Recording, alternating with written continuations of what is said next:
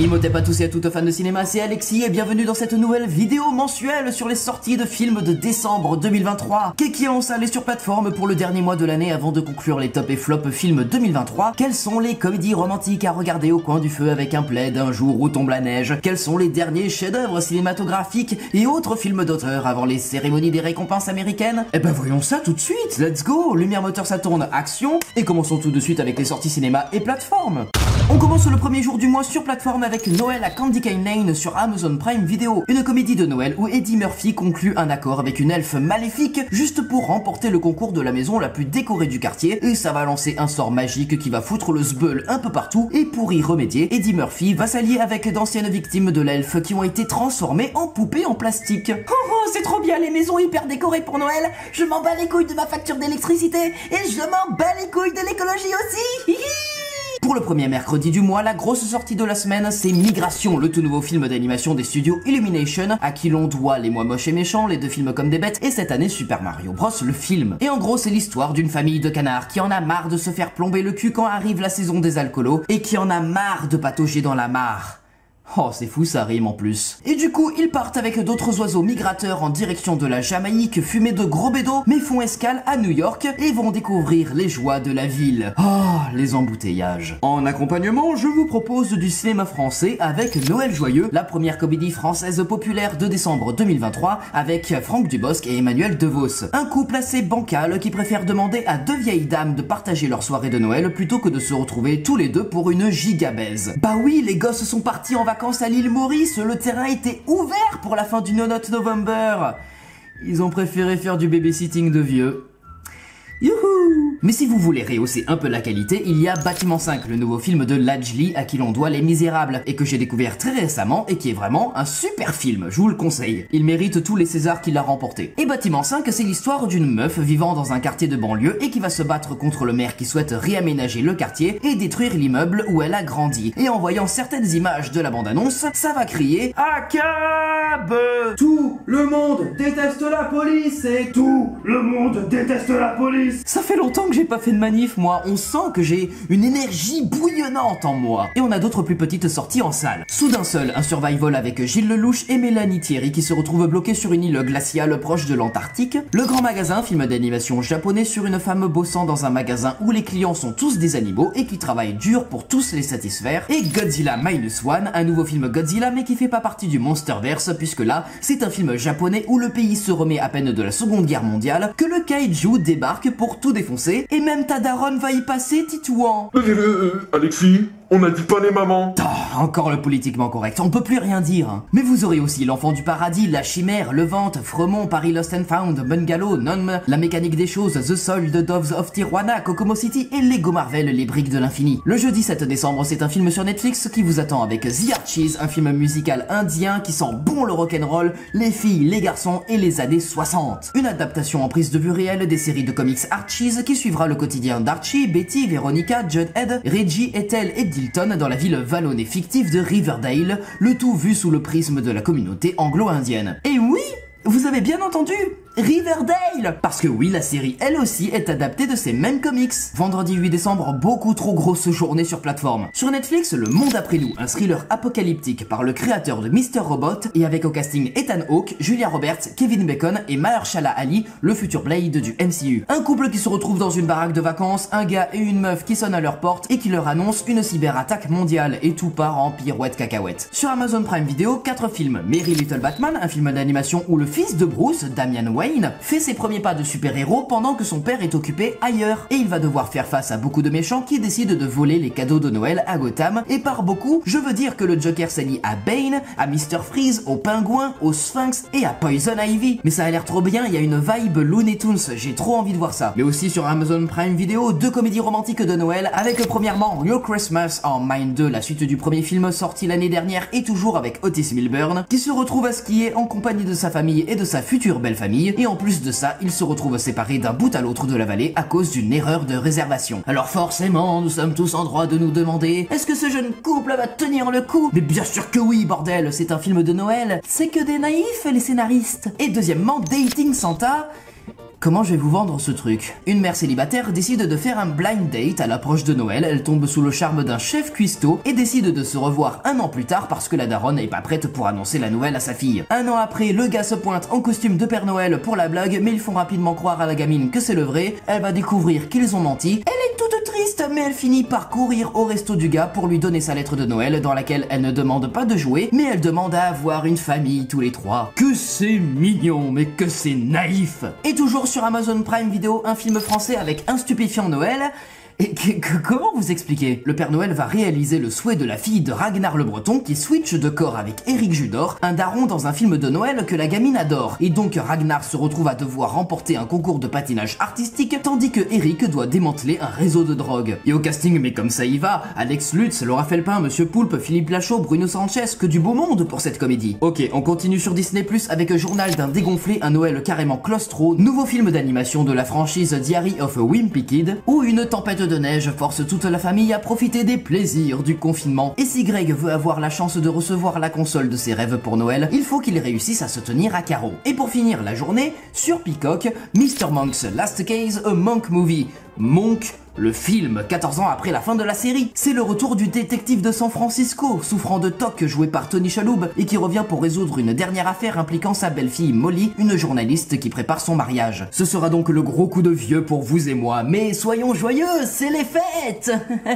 On va tous mourir bientôt. Rapidement, le mardi 12 décembre, Kevin Hart and Chris Rock, Headliners Only, un documentaire Netflix sur les coulisses de leur amitié et de leur carrière, de leur début jusqu'au sommet de leur art. Et oh putain, j'espère tellement voir dans le docu la gifle de Will Smith. Mercredi 13 décembre, bon, il y a pas mal de trucs, et on commence avec Wonka, un film préquel sur la jeunesse du chocolatier par le réalisateur des films Paddington, qui va parler de ses débuts comme inventeur et magicien au sein d'un club très fermé et élitiste d'artistes chocolatiers. Au casting, on aura Timothée Chalamet, Olivia Colman, Hugh Grant, Keegan-Michael Key, Sally Hawkins, vue dans la forme de l'eau, et Rowan Atkinson, alias Mr. Bean et Johnny English. Et au passage, je préviens tout le monde, c'est un préquel du Charlie et la chocolaterie de 1971, pas celui de Burton. C'est pour ça que Loompa Loompa joué par Hugh Grant a la gueule orange, d'accord, vous trompez pas. Côté français, Les Trois Mousquetaires partie 2, Milady, la suite du diptyque adapté de l'œuvre d'Alexandre Dumas et dont on avait eu le premier volet en avril dernier. On reprend direct après le premier film, d'Artagnan recherche Constance de Bonacieux mais va retrouver Milady sur son chemin, tandis que la France est divisée et menacée d'invasion par l'Angleterre. Martin Bourboulon est de retour à la réal et le casting aussi, François Civil, Romain Duris, Vincent Cassel, Pio Marmaille, Eva Green, Louis Garrel, Lina Coudry et Vicky Krieps. Et un petit film d'animation en passant, Les Inséparables, un mix entre Toy Story et Pinocchio. C'est l'histoire de marionnettes d'un théâtre de Central Park qui prennent vie et on va suivre Don, doublé par Éric Judor, qui part à l'aventure avec une peluche abandonnée doublée par Jean-Pascal Zadi. Et au casting du doublage VF, on aura aussi Anna Girardot et Chris Marquez.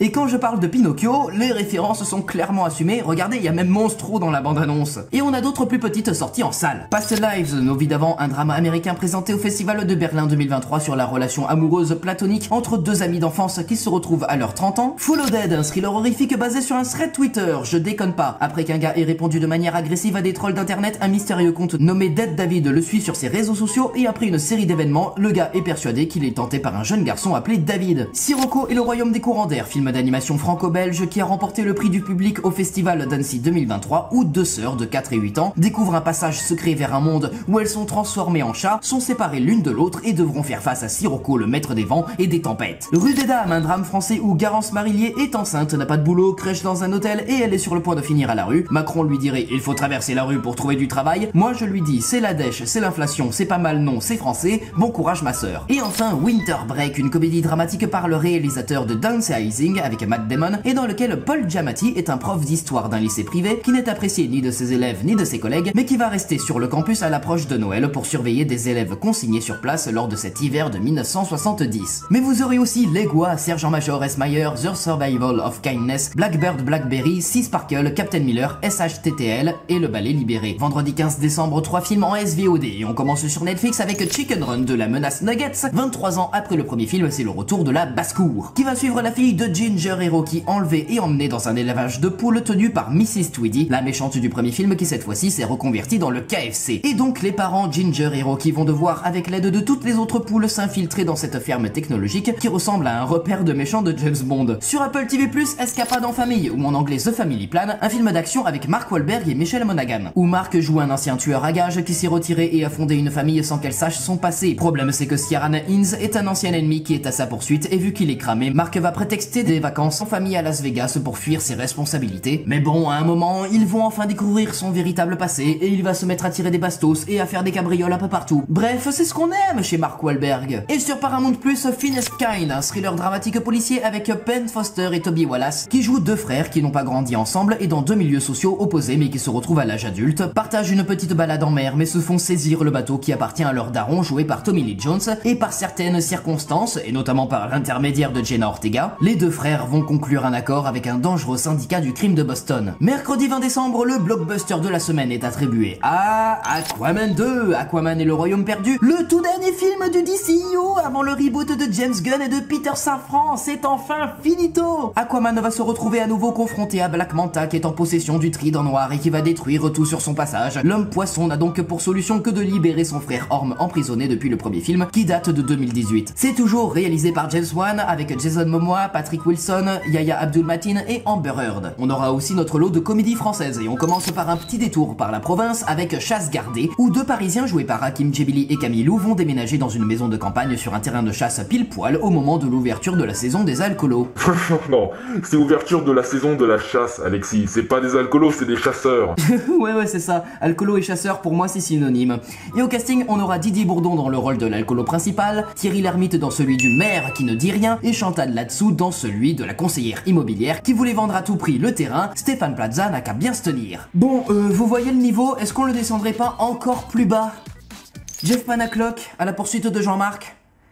Je pense que l'affiche en dit assez, non? Du coup, y a pas grand chose à dire. Jean-Marc s'enfuit d'un complexe sécurisé où des militaires voulaient le disséquer. Va savoir pourquoi, ils ont peut-être vu tête 2. Il va croiser la route de Jeff Panaclock et voilà quoi, c'est un road trip teinté de blagues pas très drôles. Et c'est réalisé par Pierre-François Martin Laval, à qui l'on doit Les Profs 1 et 2, Gaston Lagaffe, Les Vengeances de Maître Poutifard, tout ça. Et au casting, on aura aussi Nicolas Marié. Heureusement pour relever le niveau, il y aura une équipe de rêve, une comédie dramatique réalisée par Taika Waititi. Et oui, je sais, le bonhomme c'est Thor Ragnarok, c'est Thor Love and Thunder, mais c'est aussi Jojo Rabbit. Et là t'as Michael Fassbender qui devient l'entraîneur de foot d'une équipe très mauvaise, mais qui n'a rien à envier aux dernières performances du Paris Saint-Germain. C'est une équipe qui a perdu 31-0 contre l'Australie en Coupe du Monde 2001, qui a enchaîné que des défaites, mais qui va vouloir se relever pour la Coupe du Monde 2014. Et c'est plus ou moins tiré d'une histoire vraie, voilà. Et on a d'autres plus petites sorties en salle. Ma France à moi, un drame français où Fanny Ardant et Pierre Deladonchamp sont deux bourgeois qui accueillent chez eux un réfugié d'Afghanistan de 20 ans. Les Colons, un drame chilien présenté au Festival de Cannes 2023, une sorte de western avec trois cavaliers engagés par l'aristocratie blanche pour faire dégager les Chiliens de leur terre pour ouvrir une route vers l'Atlantique. Et enfin La fille de son père, une comédie dramatique française, elle aussi présentée au Festival de Cannes 2023, sur un père très surprotecteur avec sa fille qui part pour ses études. Mais vous aurez aussi Un corps sous la lave, Munch, Voyage au pôle sud, Menu plaisir les trois gros, Pour ton mariage et Inspecteur Sun et la malédiction de la veuve noire. Mais le même jour sur Netflix, il y aura Maestro, le film du jour auquel il faudra s'intéresser bien plus que les sorties cinéma de la semaine. Pour cause, c'est un biopic dramatique romantique musical signé Bradley Cooper à qui l'on devait A Star is Born, et ce film sera le récit de l'amour entre le chef d'orchestre Leonard Bernstein, joué par Bradley Cooper, et Felicia Montealegre Korn Bernstein, joué par Carey Mulligan, vu dans Promising Young Woman et Drive. Et j'ai eu les frissons quand j'ai vu le trailer tout entier, j'ai tellement hâte de le mettre dans mon top 10 des films de l'année,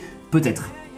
Bon, les films d'auteur, ça vous dit rien. Est-ce que pour le vendredi 22 décembre, vous resteriez sur Netflix pour regarder de la grosse SF avec Rebel Moon partie 1, Enfant du Feu, le tout nouveau film de Zack Snyder, qui arrive avec son film Star Wars entre guillemets sur une colonie dans une galaxie lointaine, très lointaine, menacée par les armées d'un tyran et qui voit l'arrivée d'un nouvel espoir avec une jeune femme au passé mystérieux et qui est jouée par la française Sofia Boutella. Ouais bon, j'y crois moyen, les critiques vont être du genre c'est du repompage, on a déjà vu ça ailleurs et ça fait rien d'autre avec, et en plus certains effets spéciaux sont dégueulasses. Bon, on verra ça fin décembre, et au casting on retrouvera aussi Ed Skrein, Charlie Hunnam, Jaemon Unsu et Ri Fisher. Salut, c'est le Alexis du futur, je viens de terminer tout juste le montage, je viens d'apprendre une toute nouvelle news et qui fait vraiment plaisir, la sortie de Saltburn, un film qui sortira le 22 décembre sur Amazon Prime Video, une comédie dramatique américaine qui raconte comment un étudiant qui a des difficultés à trouver sa place à l'université d'Oxford se retrouve entraîné dans le monde d'une famille d'aristocrates aristocrate excentrique. C'est écrit et réalisé par Emerald Fennell, à qui l'on doit Promising Young Woman, qui avait gagné l'Oscar du meilleur scénario original en 2021. Le film est coproduit par Margot Robbie et en tête d'affiche on a Barry Keoghan, vu dans Les Éternels et les Banshees d'Inisherin. On a Jacob Elordi qui est Noah Flynn dans la trilogie The Kissing Booth, Nate Jacob dans Euphoria et qui sera Elvis Presley dans le film Priscilla de Sofia Coppola en janvier 2024. On a aussi Rosamund Pike vu dans Gone Girl, Richard E. Grant vu dans Logan ou Star Wars 9, Archie Madek le premier rôle dans Gran Turismo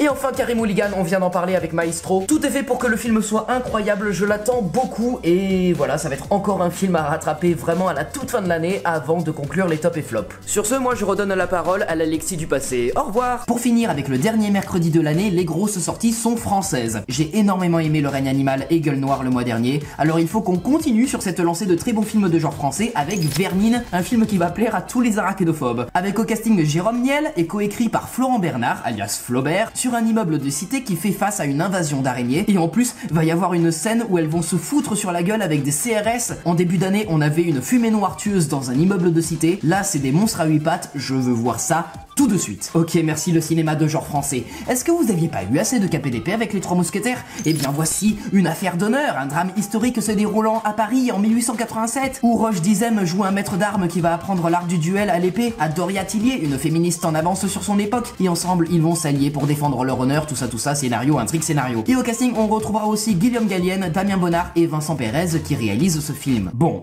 bah on pouvait pas passer à côté de la comédie française de merde, hein. Les secs pas au ski. Bah oui, c'est la suite du film produit par Cyril Hanouna qui est sorti l'année dernière avec les mêmes réalisateurs et le même casting, sauf que là, ils se la jouent les bronzés font du ski. Et on a d'autres plus petites sorties en salle. Dream Scenario, un film produit par A24 où Nicolas Cage se retrouve dans les rêves de millions de personnes en même temps et va donc devenir un phénomène médiatique jusqu'à ce qu'il se retrouve aussi dans leur cauchemar. Et là, ça va signer la fin de sa célébrité. Et puis L'Innocence, le nouveau thriller dramatique de Koreeda après Les Bonnes Étoiles, un film qui a remporté le prix du scénario au Festival de Cannes 2023 et qui va raconter l'histoire d'un prof qui se fait accuser d'avoir brutalisé un de ses élèves alors qu'il a juste voulu séparer une bagarre, que l'élève s'est pris un coup en mode balle perdue et qu'en réalité, bah cet élève c'est une brute qui harcelait un gamin de sa classe bien plus faible que lui. Mais vous aurez aussi 5 hectares, Kina Iyuk, Renard de la Banquise, Mon Ami Robot et Cette Maison. Voilà, c'était les sorties ciné et plateformes du mois de décembre 2023 et maintenant on va s'intéresser aux films sortis en DVD ce mois de novembre. C'est parti, c'est partouze, let's go.